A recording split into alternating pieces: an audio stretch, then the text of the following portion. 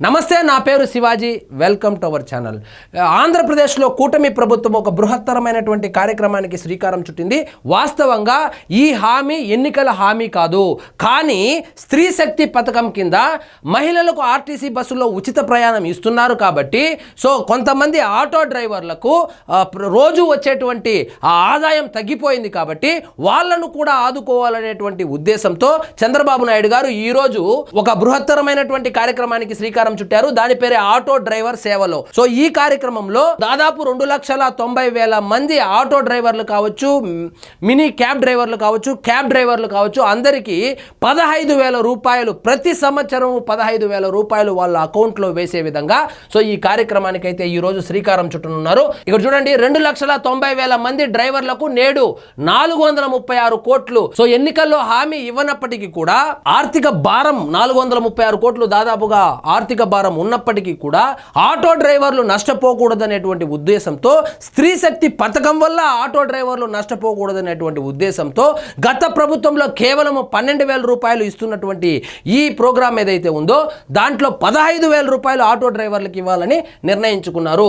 కూటమి ప్రభుత్వం మరో కొత్త పథకాన్ని శనివారం ప్రారంభించనుంది.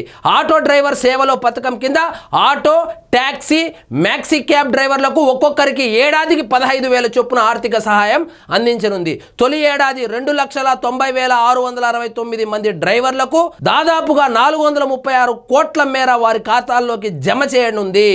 వీరిలో ఆటో డ్రైవర్లు 2,64,197 మంది, ట్యాక్సీ క్యాబ్ డ్రైవర్లు 20,072 మంది, మ్యాక్సీ క్యాబ్ డ్రైవర్లు 6,400 మంది ఉన్నారు. ఇక్కడ జిల్లాల వారీగా కనుక చూస్తే ఆటోలు అత్యధికంగా ఉన్నటువంటి జిల్లా విశాఖపట్నం జిల్లా.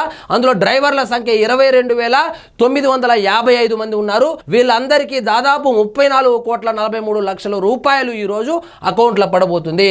అదేవిధంగా నెల్లూరు జిల్లాలో 17,405 మంది ఆటో డ్రైవర్లు ఉండగా వాళ్ళకు 26,10,00,000 రూపాయలు అయితే వాళ్ళ అకౌంట్లో జమ చేయనున్నారు. ఎన్టీఆర్ జిల్లాలో 16,405 మంది ఆటో డ్రైవర్లు లేదా క్యాబ్ డ్రైవర్లు ఉండగా వాళ్ళ అకౌంట్లో 24,60,00,000 రూపాయలు. చివరిగా అల్లూరి సీతారామరాజు జిల్లాలో కేవలం 4,217 మంది ఆటో డ్రైవర్లు లేదా క్యాబ్ డ్రైవర్లు ఉన్నారు. వాళ్లకు 6,32,00,000 రూపాయలు ఈ రోజు అయితే వాళ్ళ అకౌంట్లో పడనుంది.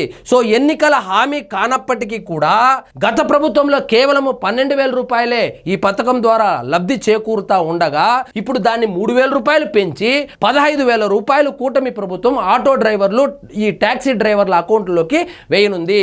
దీని ద్వారా 436 కోట్లు ప్రతి సంవత్సరము దాదాపు 500 కోట్ల రూపాయలు ఖజానాకు భారం అయినప్పటికీ కూడా ఆటో డ్రైవర్లను ఆదుకోవాలనేటువంటి సదుద్దేశంతో చంద్రబాబు నాయుడు గారు ఈ పథకానికి శ్రీకారం చుట్టారు. ఇచ్చిన మాట ప్రకారం దసరా రోజు అకౌంట్లో 4,000 రూపాయలు వేస్తానని చెప్పి 15 రోజుల ముందు ప్రకటించినటువంటి విషయం మనకు అందరికీ తెలిసిందే. అందులో భాగంగానే ఈ రోజు ఆటో డ్రైవర్లకు, క్యాబ్ డ్రైవర్లు ఎవరైతే ఉన్నారో వాళ్లకు వాళ్ళ అకౌంట్లో 15,000 రూపాయలు జమ చేయనున్నారు.